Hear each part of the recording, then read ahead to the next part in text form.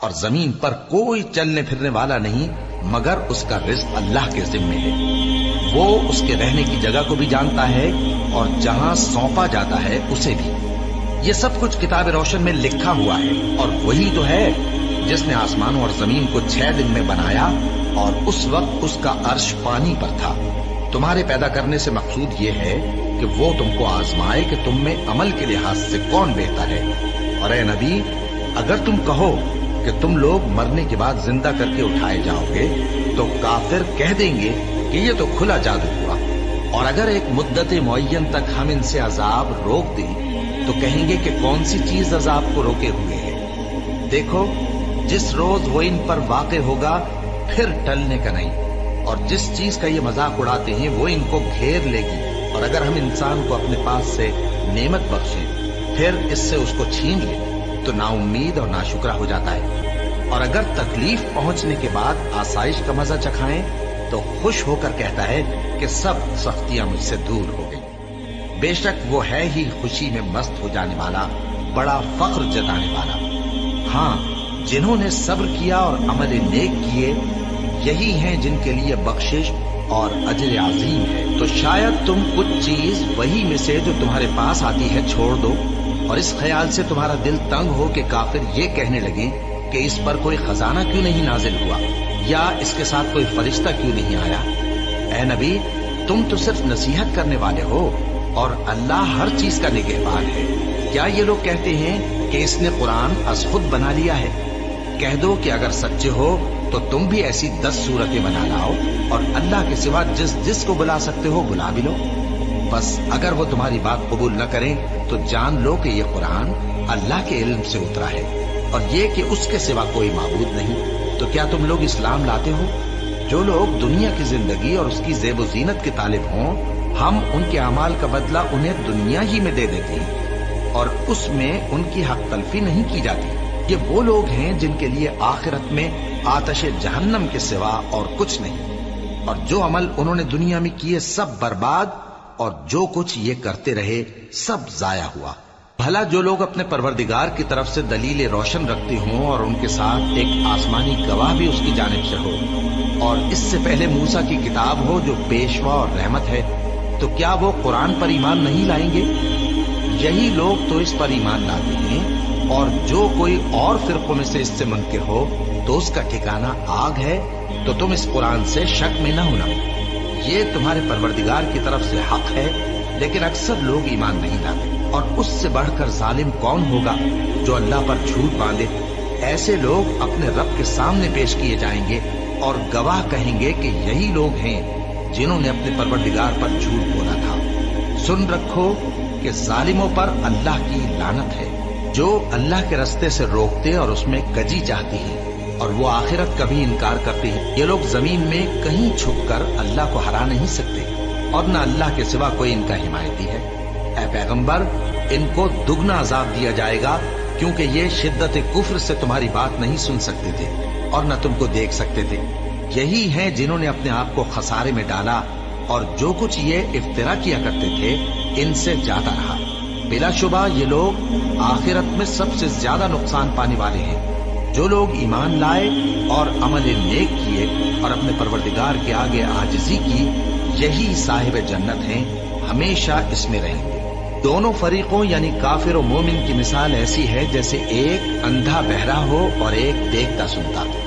بھلا دونوں کا حال یکساں ہو سکتا ہے؟ پھر تم سوچتے کیوں نہیں؟ اور ہم نے نوح کو ان کی قوم کی طرف بھیجا تو انہوں نے ان سے کہا کہ میں تم کو کھول کھول کر ڈر سنانے اور یہ پیغام پہنچانے آیا ہوں کہ اللہ کے سوا کسی کی عبادت نہ کرو، مجھے تمہاری نسبت دردناک عذاب کا خوف ہے.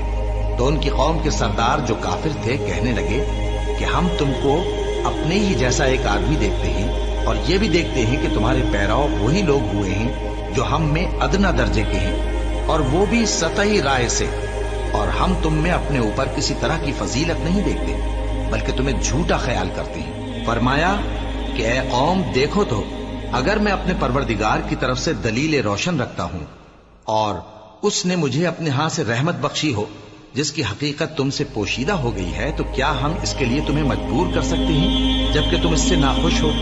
اور اے قوم، میں اس نصیحت کے بدلے تم سے مال و زر کا مطالبہ تو نہیں کرتا، میرا صلہ تو اللہ کے ذمے ہے، اور جو لوگ ایمان لائے ہیں میں ان کو نکالنے والا بھی نہیں ہوں، وہ تو اپنے پروردگار سے ملنے والے ہیں، لیکن میں دیکھتا ہوں کہ تم لوگ نادانی کر رہے ہو۔ اے میری قوم، اگر میں ان کو نکال دوں تو اللہ کی گرفت سے بچانے کے لیے کون میری مدد کر سکتا ہے؟ بھلا تم غور کیوں نہیں کرتے؟ اور میں نہ تم سے یہ کہتا ہوں کہ میرے پاس اللہ کے خزانے ہیں، اور نہ یہ کہ میں غیب جانتا ہوں، اور نہ یہ کہتا ہوں کہ میں فرشتہ ہوں، اور نہ ان لوگوں کی نسبت جن کو تم حقارت کی نظر سے دیکھتے ہو یہ کہتا ہوں کہ اللہ ان کو بھلائی یعنی اعمال کی جزا نہیں دے گا۔ جو ان کے دلوں میں ہے اسے اللہ خوب جانتا ہے، اگر میں ایسا کہوں تو بے انصافوں میں ہو جاؤں۔ انہوں نے کہا کہ نوح، تم نے ہم سے جھگڑا تو کیا اور جھگڑا بھی بہت کیا، اب اگر تم سچے ہو تو جس چیز سے ہمیں ڈراتے ہو وہ ہم پر لا نازل کرو۔ نوح نے کہا کہ اس عذاب کو تو اللہ ہی چاہے گا تو نازل کرے گا، اور تم اللہ کو کسی طرح ہرا نہیں سکتے، اور اگر میں یہ چاہوں کہ تمہاری خیر خواہی کروں اور اللہ یہ چاہے کہ تمہیں گمراہ رہنے دے تو میری خیر خواہی تم کو کچھ فائدہ نہیں دے سکتی، وہی تمہارا پروردگار ہے اور تمہیں اسی کی طرف لوٹ کر جانا ہے۔ کیا یہ لوگ کہتے ہیں کہ اس پیغمبر نے قرآن اپنے دل سے بنا لیا ہے؟ کہہ دو کہ اگر میں نے دل سے بنا لیا ہے تو میرے گناہ کا وبال مجھ پر، اور جو گناہ تم کرتے ہو اس سے میں بری ذمہ ہوں۔ اور نوح کی طرف وحی کی گئی کہ تمہاری قوم میں جو لوگ ایمان لا چکے ان کے سوا اور کوئی ایمان نہیں لائے گا، تو جو کام یہ کر رہے ہیں ان کی وجہ سے غم نہ کھاؤ، اور ایک کشتی ہمارے حکم سے ہمارے سامنے بناؤ، اور جو لوگ ظالم ہیں ان کے بارے میں مجھ سے کچھ نہ کہنا، کیونکہ وہ ضرور غرق کر دیے جائیں۔ اور نوح نے کشتی بنانا شروع کر دی، اور جب ان کی قوم کے سردار ان کے پاس سے گزرتے تو ان سے تمسخر کرتے، وہ کہتے کہ اگر تم ہم سے تمسخر کرتے ہو تو جس طرح تم ہم سے تمسخر کرتے ہو اسی طرح ایک وقت ہم بھی تم سے تمسخر کریں گے، اور تم کو جلد معلوم ہو جائے گا کہ کس پر عذاب آتا ہے جو اسے رسوا کرے گا، اور کس پر ہمیشہ کا عذاب نازل ہوتا ہے۔ یہاں تک کہ جب ہمارا حکم آ پہنچا اور تنور جوش مارنے لگا تو ہم نے نوح کو حکم دیا کہ ہر قسم کے پالتو جانوروں میں سے جوڑا جوڑا یعنی ایک ایک نر اور ایک ایک مادہ لے لو، اور جس شخص کی نسبت حکم ہو چکا ہے کہ ہلاک ہو جائے گا اس کو چھوڑ کر اپنے گھر والوں کو اور جو ایمان لایا ہو اس کو کشتی میں سوار کر لو، اور ان کے ساتھ ایمان بہت ہی کم لوگ لائے تھے۔ نوح نے کہا کہ اللہ کا نام لے کر کہ اسی کے کرم سے اس کا چلنا اور ٹھہرنا ہے، اس میں سوار ہو جاؤ، بے شک میرا پروردگار بخشنے والا ہے، مہربان ہے۔ اور وہ ان کو لے کر طوفان کی لہروں میں چلنے لگی، لہریں کیا تھیں؟ گویا پہاڑ تھے۔ اس وقت نوح نے اپنے بیٹے کو جو کشتی سے الگ تھا پکارا کہ بیٹا ہمارے ساتھ سوار ہو جا اور کافروں میں شامل نہ ہو۔ اس نے کہا کہ میں ابھی پہاڑ سے جا لگوں گا، وہ مجھے پانی سے بچا لے گا۔ فرمایا کہ آج اللہ کے عذاب سے کوئی بچانے والا نہیں اور نہ کوئی بچ سکتا ہے مگر وہی جس پر اللہ رحم کرے۔ اتنے میں دونوں کے درمیان لہر حائل ہو گئی اور وہ ڈوب کر رہ گیا، اور حکم دیا گیا کہ اے زمین اپنا پانی نگل جا اور اے آسمان تھم جا، اور پانی خشک ہو گیا اور کام تمام کر دیا گیا، اور کشتی کوہ جودی پر جا ٹھہری، اور کہہ دیا گیا کہ بے انصاف لوگوں پر لعنت۔ اور نوح نے اپنے پروردگار کو پکارا اور کہا کہ پروردگار، میرا بیٹا بھی میرے گھر والوں میں ہے، تو اس کو بھی نجات دے، تیرا وعدہ سچا ہے اور تو بہترین حاکم ہے۔ اللہ نے فرمایا کہ اے نوح، وہ تیرے گھر والوں میں نہیں ہے، وہ تو سراسر بد عمل ہے، تو جس چیز کی تم کو حقیقت معلوم نہیں اس کے بارے میں مجھ سے درخواست ہی نہ کرو، اور میں تم کو نصیحت کرتا ہوں کہ نادان نہ بنو۔ نوح نے کہا پروردگار، میں تجھ سے پناہ مانگتا ہوں کہ ایسی چیز کی تجھ سے درخواست کروں جس کی حقیقت مجھے معلوم نہیں، اور اگر تو مجھے نہیں بخشے گا اور مجھ پر رحم نہیں فرمائے گا تو میں تباہ ہو جاؤں گا۔ حکم ہوا کہ نوح ہماری طرف سے سلامتی اور برکتوں کے ساتھ جو تم پر اور تمہارے ساتھ کی جماعتوں پر نازل کی گئی ہیں اتر آؤ، اور کچھ اور جماعتیں ہوں گی جن کو ہم دنیا کے فوائد سے بہرہ مند کریں گے، پھر ان کو ہماری طرف سے عذاب علیم پہنچے گا۔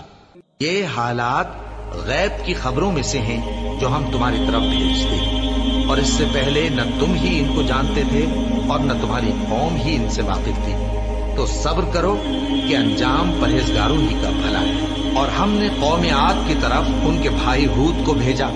انہوں نے کہا، اے میری قوم، اللہ ہی کی عبادت کرو، اس کے سوا تمہارا کوئی معبود نہیں۔ تم شرک کر کے اللہ پر محض بہتان باندھتے ہو۔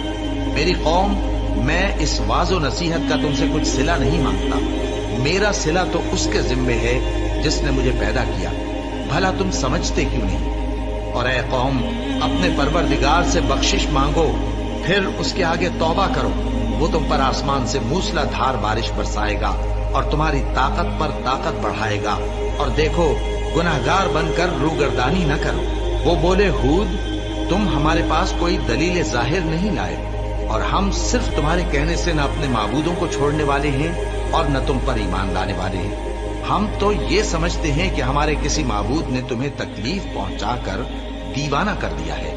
انہوں نے کہا کہ میں اللہ کو گواہ کرتا ہوں اور تم بھی گواہ رہو کہ جن کو تم اللہ کا شریک بناتے ہو میں ان سے بیزار ہوں، یعنی جن کی اللہ کے سوا عبادت کرتے ہو، تو تم سب مل کر میرے بارے میں جو تدبیر کرنی چاہو کر لو اور مجھے مہلت نہ دو۔ میں اللہ پر، جو میرا اور تمہارا سب کا پروردگار ہے، بھروسہ رکھتا ہوں۔ زمین پر جو چلنے پھرنے والا ہے وہ اللہ کے قبضۂ قدرت میں ہے، بے شک میرا پروردگار سیدھے رستے پر ہے۔ اب اگر تم روگردانی کرو گے تو جو پیغام میرے ذریعے تمہاری طرف بھیجا گیا ہے وہ میں نے تمہیں پہنچا دیا ہے، اور میرا پروردگار تمہاری جگہ اور لوگوں کو لا بسائے گا، اور تم اللہ کا کچھ بھی نہیں بگاڑ سکو گے۔ میرا پروردگار تو ہر چیز پر نگہبان ہے۔ اور جب ہمارا حکم عذاب آ پہنچا تو ہم نے ہود کو اور جو لوگ ان کے ساتھ ایمان لائے تھے ان کو اپنی مہربانی سے بچا لیا اور انہیں عذاب شدید سے نجات دی۔ یہ وہی قوم عاد ہے جس نے اللہ کی نشانیوں سے انکار کیا اور اس کے پیغمبروں کی نافرمانی کی اور ہر سرکش و متکبر کا کہا مانا، اور اس دنیا میں بھی لعنت ان کے پیچھے لگی رہی اور قیامت کے دن بھی لگی رہے گی۔ دیکھو، قوم عاد نے اپنے پروردگار سے کفر کیا، اور سن رکھو، قوم عاد پر پھٹکار ہے جو ہود کی قوم تھی۔ اور قوم سمود کی طرف ان کے بھائی صالح کو بھیجا تو انہوں نے کہا، اے قوم، اللہ ہی کی عبادت کرو، اس کے سوا تمہارا کوئی معبود نہیں۔ اسی نے تم کو زمین سے پیدا کیا اور اس میں آباد کیا، تو اس سے مغفرت مانگو اور اس کے آگے توبہ کرو، بے شک میرا پروردگار نزدیک بھی ہے اور دعا کا قبول کرنے والا بھی ہے۔ انہوں نے کہا کہ صالح، اس سے پہلے ہم تم سے کئی طرح کی امیدیں رکھتے تھے، اب وہ منقطع ہو گئی۔ کیا تم ہم کو ان چیزوں سے منع کرتے ہو جن کو ہمارے بزرگ پوجتے آئے ہیں؟ اور جس بات کی طرف تم ہمیں بلاتے ہو اس کی طرف سے ہم بڑے بھاری شک میں ہیں۔ صالح نے کہا، اے میری قوم، بھلا دیکھو تو، اگر میں اپنے پروردگار کی طرف سے کھلی دلیل پر ہوں اور اس نے مجھے اپنے ہاتھ سے نبوت کی نعمت بخشی ہو، تو اگر میں اللہ کی نافرمانی کروں تو اس کے سامنے میری کون مدد کرے گا؟ تم تو کفر کی باتوں سے میرا نقصان ہی کرتے ہو۔ اور یہ بھی کہا کہ اے قوم، یہ اللہ کی اونٹنی تمہارے لیے ایک نشانی یعنی معجزہ ہے، تو اس کو چھوڑ دو کہ اللہ کی زمین میں جہاں چاہے چلتی پھرے، اور اس کو کسی طرح کی تکلیف نہ دینا، ورنہ تمہیں جلد عذاب آ پکڑے گا۔ مگر انہوں نے اس کو کاٹ ڈالا تو صالح نے کہا کہ اپنے گھروں میں 3 دن اور فائدے اٹھا لو، یہ وعدہ ہے کہ جھوٹا نہ ہوگا۔ بس جب ہمارا حکم آ گیا تو ہم نے صالح کو اور جو لوگ ان کے ساتھ ایمان لائے تھے ان کو اپنی مہربانی سے بچا لیا اور اس دن کی رسوائی سے محفوظ رکھا۔ بے شک تمہارا پروردگار طاقتور ہے، زبردست ہے۔ اور جن لوگوں نے ظلم کیا تھا ان کو چنگھاڑ کی صورت میں عذاب نے آ پکڑا تو وہ اپنے گھروں میں اوندھے پڑے رہ گئے، گویا کبھی ان میں بسے ہی نہ تھے۔ سن رکھو کہ قوم سمود نے اپنے پروردگار سے کفر کیا، اور سن رکھو قوم سمود پر پھٹکار ہے۔ اور ہمارے فرشتے ابراہیم کے پاس بشارت لے کر آئے تو سلام کہا، انہوں نے بھی جواب میں سلام کہا۔ ابھی کچھ وقفہ نہیں ہوا تھا کہ ابراہیم ایک بھنا ہوا بچڑا لے آئے۔ پھر جب دیکھا کہ ان کے ہاتھ کھانے کی طرف نہیں بڑھتے، یعنی وہ کھانا نہیں کھاتے، تو ان کو اجنبی سمجھ کر دل میں خوف کیا۔ فرشتوں نے کہا کہ خوف نہ کیجیے، ہم قوم لوط کی طرف ان کے ہلاک کرنے کو بھیجے گئے۔ اور ابراہیم کی بیوی جو پاس کھڑی تھی ہنس پڑی، تو ہم نے اس کو اسحاق کی اور اسحاق کے بعد یعقوب کی خوشخبری دی۔ اس نے کہا، اے میرے بچہ ہوگا، میں تو بڑھیا ہوں اور یہ میرے میاں بھی بوڑھے ہیں، یہ تو بڑی عجیب بات ہے۔ انہوں نے کہا کیا تم اللہ کی قدرت سے تعجب کرتی ہو؟ اے اہل بیت، تم پر اللہ کی رحمت اور اس کی برکتیں ہیں، وہ لائق تعریف ہے، بڑا ہے۔ پھر جب ابراہیم سے خوف جاتا رہا اور ان کو خوشخبری بھی مل گئی تو قوم لوط کے بارے میں لگے ہم سے بحث کرنے۔ بے شک ابراہیم بڑے تحمل والے، نرم دل اور رجوع کرنے والے تھے۔ اے ابراہیم، اس بات کو جانے دو، تمہارے پروردگار کا حکم آ پہنچا ہے اور ان لوگوں پر عذاب آنے والا ہے جو کبھی نہیں ٹلنے کا۔ اور جب ہمارے فرشتے لوط کے پاس آئے تو وہ ان کے آنے سے غمناک اور تنگ دل ہوئے اور کہنے لگے کہ آج کا دن بڑی مشکل کا دن ہے۔ اور لوط کی قوم کے لوگ ان کے پاس بے تحاشا دوڑتے ہوئے آئے اور یہ لوگ پہلے ہی سے انتہائی بیہودہ حرکتیں کیا کرتے تھے۔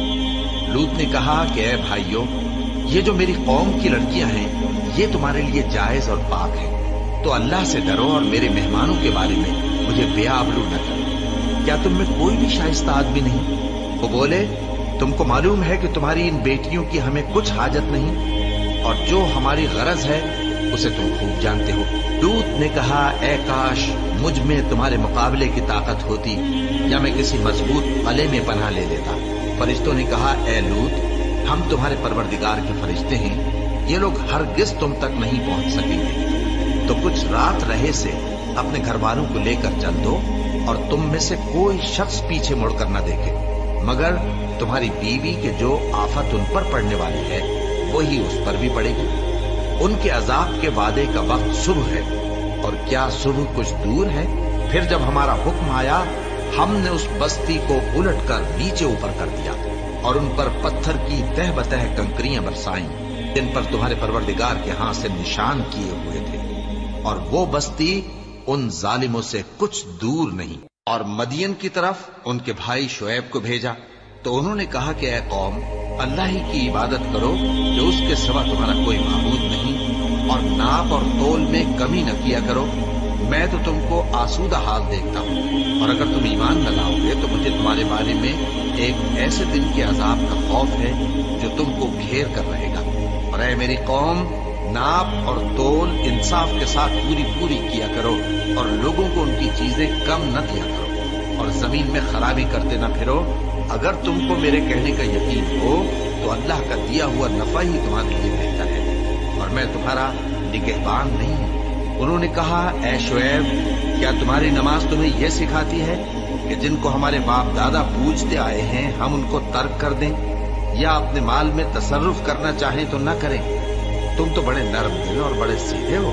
انہوں نے کہا کہ اے قوم، دیکھو تو اگر میں اپنے پروردگار کی طرف سے دلیل روشن پر ہوں اور اس نے اپنے ہاں سے مجھے نیک روزی دی ہو تو کیا میں اپنا فرض ادا نہ کروں؟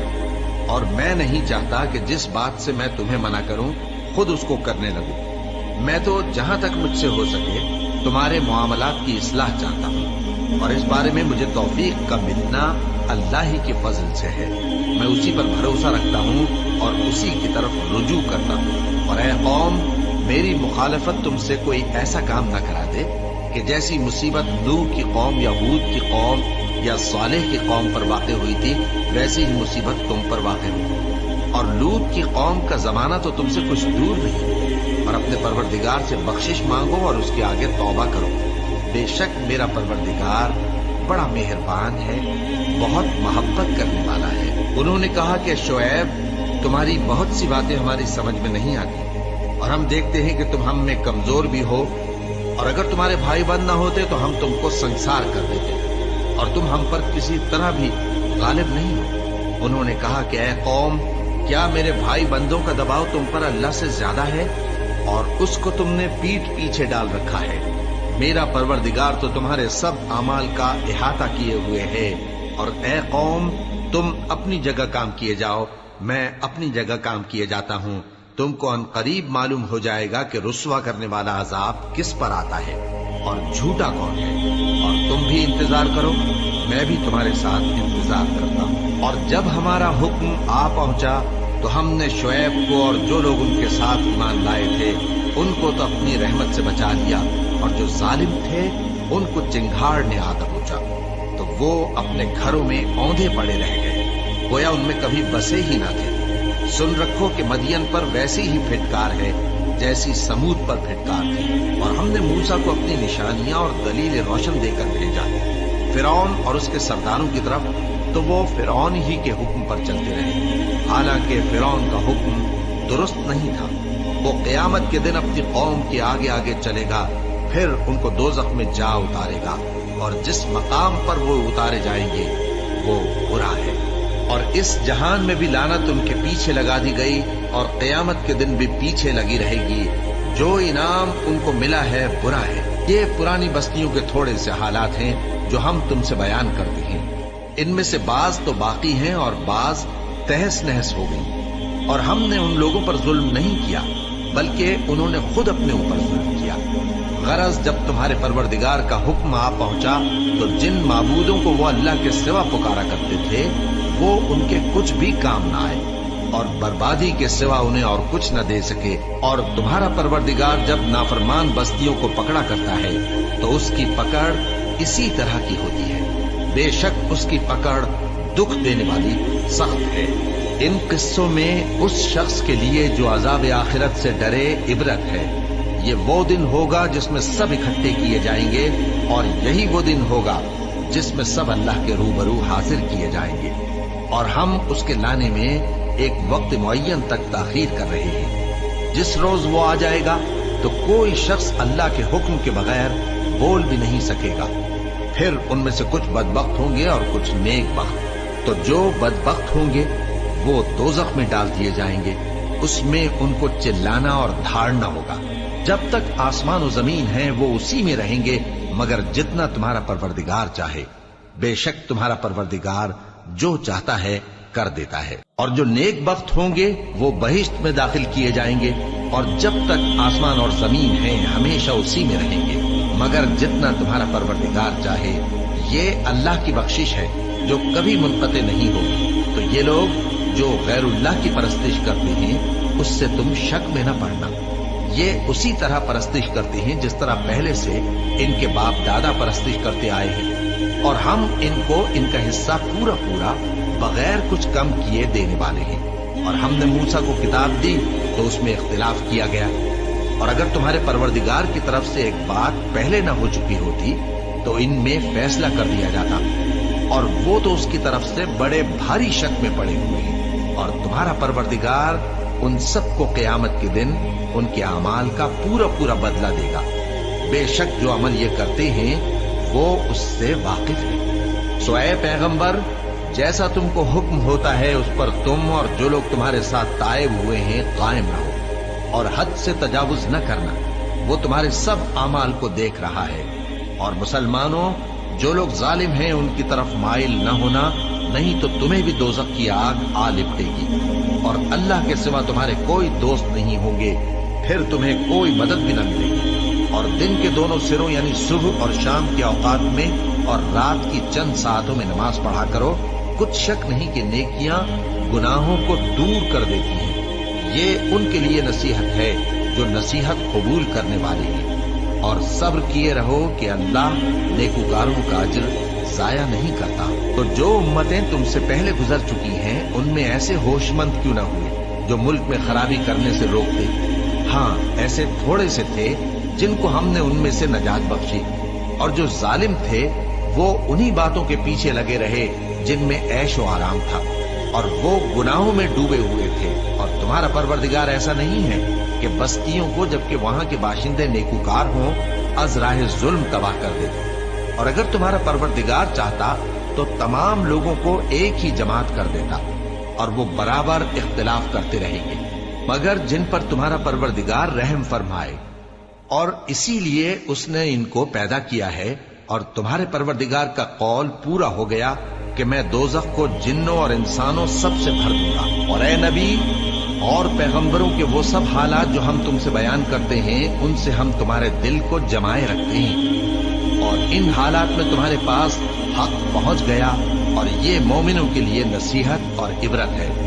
और जो लोग ईमान नहीं लाए उनसे कह दो कि तुम अपनी जगह अमल किए जाओ, हम अपनी जगह अमल किए जाते हैं। और नतीजा अमाल का तुम भी इंतजार करो, हम भी इंतजार करते हैं। और आसमानों और जमीन की छुपी चीजों का इल्म अल्लाह ही को है, और तमाम मामलात اسی کی طرف رجوع کیے جائیں گے تو اسی کی عبادت کرو اور اسی پر بھروسہ رکھو، اور جو کچھ تم لوگ کر رہے ہو تمہارا پروردگار اس سے بے خبر نہیں۔ شروع اللہ کا نام لے کر جو بڑا مہربان نہایت رحم والا ہے۔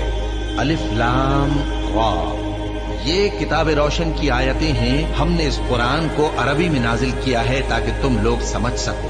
اے پیغمبر، ہم اس قرآن کے ذریعے سے جو ہم نے تمہاری طرف بھیجا ہے تمہیں ایک نہایت اچھا قصہ سناتے ہیں، اور تم اس سے پہلے بے خبر تھے۔ جب یوسف نے اپنے والد سے کہا کہ ابا، میں نے خواب میں 11 ستاروں اور سورج اور چاند کو دیکھا ہے، دیکھتا کیا ہوں کہ وہ مجھے سجدہ کر رہی تھی۔ انہوں نے کہا کہ بیٹا، اپنے خواب کا ذکر اپنے بھائیوں سے نہ کرنا، نہیں تو وہ تمہارے حق میں کوئی چال چلیں گے۔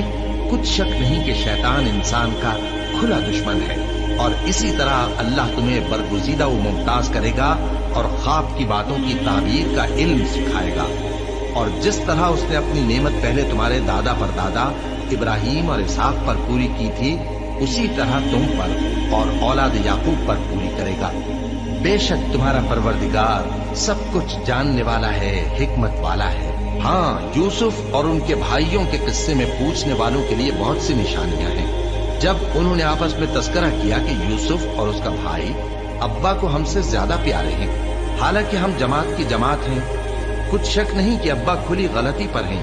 یوسف کو یا تو جان سے مار ڈالو یا کسی ملک پر پھینک آؤ، پھر ابا کی توجہ صرف تمہاری طرف ہو جائے گی، اور اس کے بعد تم نیک لوگوں میں ہو جاؤ گے۔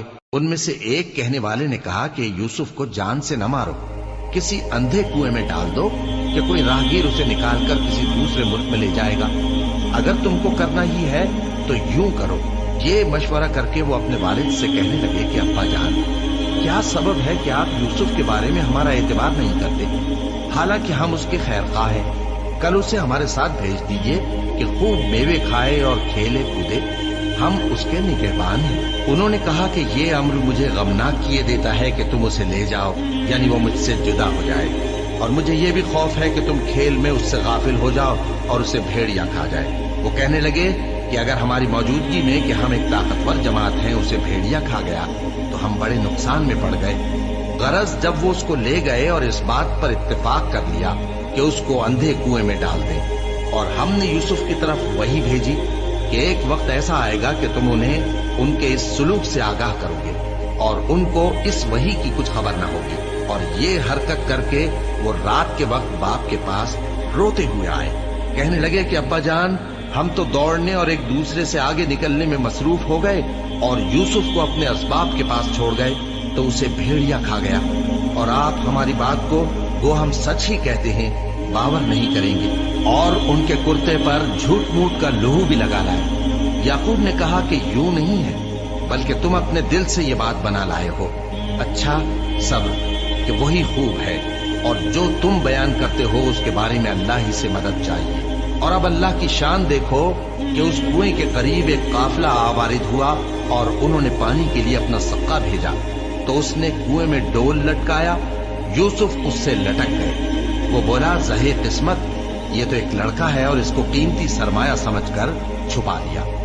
اور جو کچھ وہ کرتے تھے اللہ کو خوب معلوم تھا، اور انہوں نے اس کو تھوڑی سی قیمت یعنی محدود چند درہموں پر بیچ ڈالا، اور وہ اس سے بیزار ہو رہے تھے۔